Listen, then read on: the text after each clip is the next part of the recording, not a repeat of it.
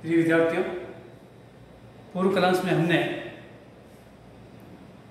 हिंदी काव्य के लक्षण के बारे में अध्ययन किया था और आज हमारा जो टॉपिक है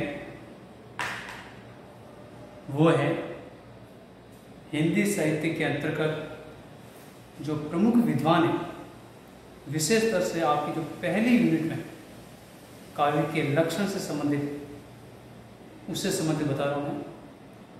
पहली यूनिट में जो महत्वपूर्ण जो विद्वान हैं और महत्वपूर्ण जो उसके ग्रंथ हैं उनके बारे में आप थोड़ा सा हम चर्चा करेंगे। संक्षिप्त में आपको इसके बारे में जानकारी देंगे, क्योंकि पूर्व परीक्षाओं में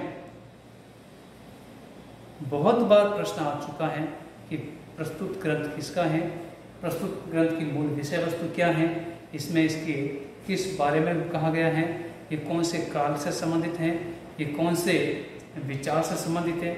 ऐसे बहुत सारे प्रश्न बनते हैं।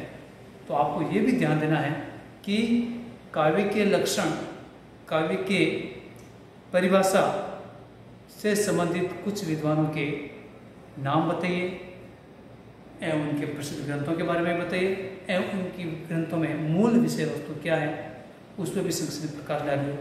ऐसा भी प्रश्न आ सकता है, इसीलिए आपको इतने गहरे में न जाकर के संक्षिप्त में आपको ध्यान देना है कि प्रस्तुत विद्वान या प्रमुख विद्वान ऐसे कौन कौन से हैं जिन्होंने ऐसी पुस्तकें लिखी हैं जो हिंदी साहित्य के इतिहास में, जो संस्कृत साहित्य में भी महत्वपूर्ण है और इसके साथ ही हिंदी साहित्य में महत्वपूर्ण है।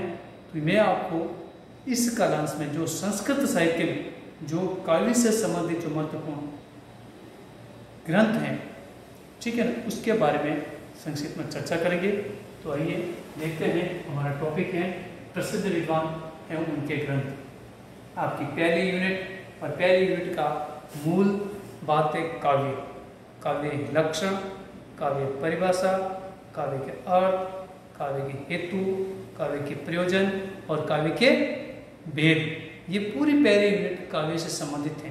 तो इसीलिए पहली यूनिट में ये मूल तो आपको याद रखना है कि बहुत सारे विद्वानों ने कौन कौन सी पुस्तकें लिखी और ये कौन सी पुस्तकों में कौन कौन सी इनकी मूल विषय वस्तु क्या है। तो देखिए, मैं आपको पूर्व कला से इसके बारे में जानकारी दे चुका हूँ, लेकिन वापस आपको इधर इस पुस्तकों की ओर आपका ध्यान आकर्षित करने के लिए जो विद्वानों जो पुस्तकें लिखी है उनको मैंने संक्षिप्त में जो महत्वपूर्ण परीक्षा की दृष्टि से जो महत्वपूर्ण है यहाँ पर बता रहा हूँ मैं। देखिए, जो संस्कृत के आदि का कह सकते हैं, आप संस्कृत के आदि कवि कह सकते हैं, प्रसिद्ध विद्वान है आचार्य भरत मुनि। आचार्य भरत मुनि की मूल विषय वस्तु या आचार्य भरत मुनि ने काव्य की जो मूल विषय वस्तु कौन सी पुस्तक में लिखी है या उनका प्रसिद्ध ग्रंथ कौन सा है, आप कहेंगे नाट्यशास्त्र। ध्यान दीजिए, पुस्तक के नाम से पता चलता नाट्य शास्त्र, नाटक के बारे में होगा, लेकिन इसमें काव्य के बारे में विस्तार से चर्चा इन्होंने इसमें की है। इसलिए आपको ध्यान रखना है आचार्य भरत मुनि का प्रसिद्ध ग्रंथ कौन सा है या आचार्य भरत मुनि की प्रसिद्ध रचना कौन सी है, आचार्य भरत मुनि की प्रसिद्ध पुस्तक कौन सी है, आप लोगों नाट्यशास्त्र। ध्यान दीजिए, दूसरी शताब्दी के उत्तरार्ध या तीसरी शताब्दी के पूर्वार्ध इनका समय काल। ध्यान दीजिए, इतने प्राचीन काल के कवि हैं, संस्कृत के आदि कवि हैं। संस्कृत में इन्होंने बहुत ही संस्कृत में इन्होंने काव्य के लक्षण के बारे में, काव्य के बारे विस्तार से उन्होंने इस पुस्तक में उन्होंने बताया है, ठीक है ना।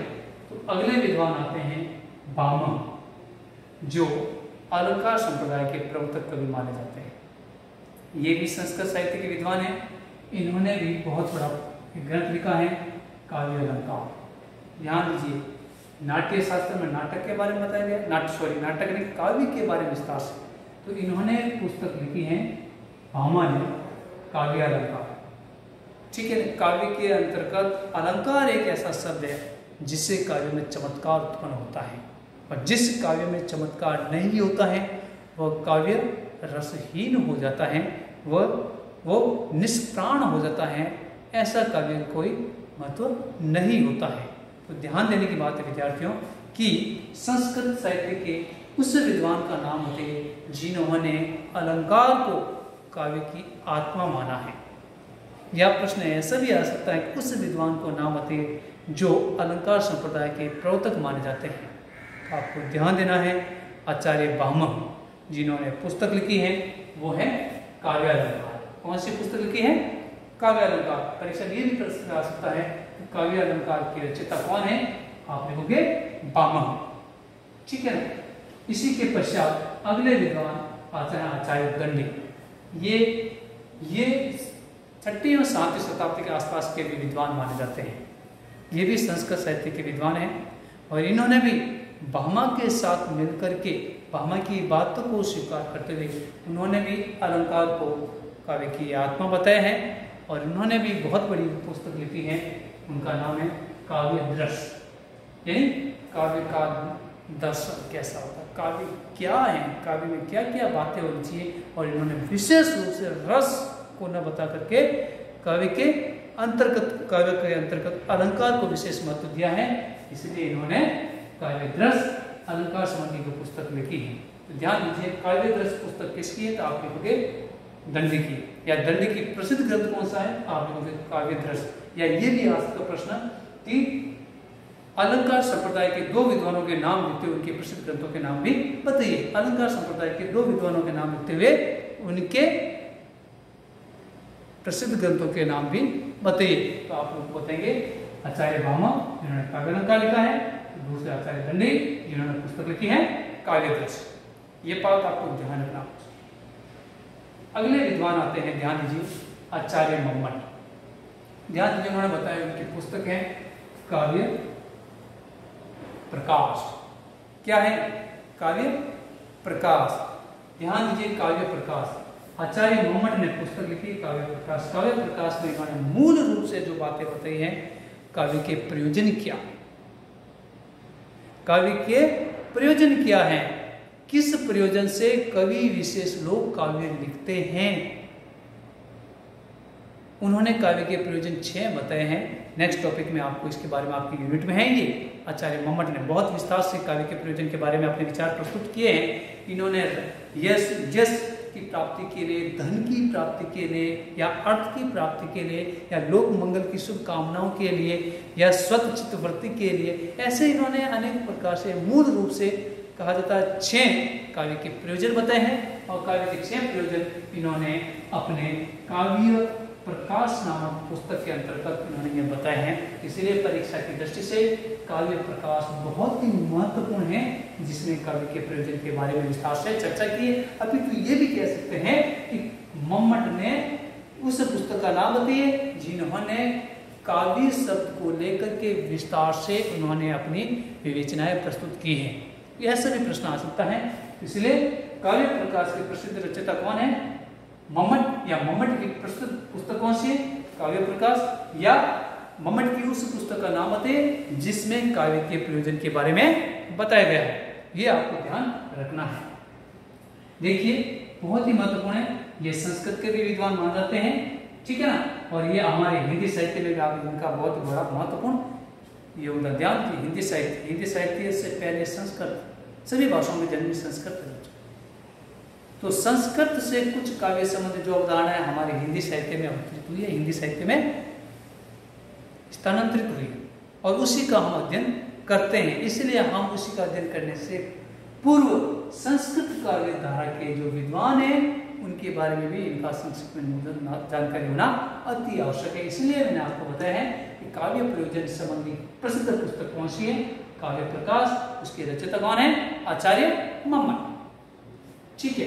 अब ध्यान दीजिए अगले विद्वान थे वामन। काव्य अलंकार सूत्रवती। ध्यान दीजिए काव्य अलंकार सूत्रवती। ध्यान दीजिए वामन बहुत ध्वनि अलंकार के भी कह सकते हैं आप, बहुत बड़े विद्वान हैं जिन्होंने पुस्तक लिखी काव्य अलंकार सूत्रवती। काव्य में अलंकारों का क्या महत्व है, ठीक है। इन्होंने भी अलंकार के बारे में, ठीक है ना, विस्तार से उन्होंने इसमें पुस्तक रचना की है। अगले विद्वान है जो आते रहे हैं राजशेखर, जिन्होंने पुस्तक लिखी है काव्य मीमांसा। कौन सी पुस्तक लिखी है बच्चों? काव्य की मीमांसा। काव्य की विस्तार से चर्चा उन्होंने इस पुस्तक के अंतर्गत की है। तो अगले विद्वान आते हैं उसके बाद जगन्नाथ। जगन्नाथ भी हिंदी साहित्य के, संस्कृत साहित्य के विद्वान और हिंदी साहित्य में भी इनका विशेष रूप से योगदान मान जाता है। हिंदी साहित्य में इसको हम विशेष रूप से पढ़ते हैं। और उन्होंने रस को काव्य की आत्मा माना है। क्या बताया उन्होंने? रस को काव्य की आत्मा मानने वाले कौन है? ये है जगन्नाथ। उन्होंने रस के विशेष रूप से काव्य के बारे में बताते उन्होंने रस शब्द पर विशेष जोर देते हुए पुस्तक लिखी है, रस गंगाधर। ध्यान दीजिए, रस गंगाधर के प्रसिद्ध रचयिता कौन है? जगन्नाथ। और जगन्नाथ की प्रसिद्ध पुस्तक कौन सी है? रस गंगाधर। रस गंगाधर की काव्य की मूल विषय वस्तु क्या बताया उन्होंने? ध्यान दीजिए, जगन्नाथ ने अपनी पुस्तक में कौन से विषय वस्तु को नियोजन किया है? आप बताएंगे रस को। ठीक है। अगले विद्वान हैं हेमचंद्र सूरी। इन्होंने शब्दानुशासन, कुछ विद्वान कहते हैं व्याकरण से संबंधित,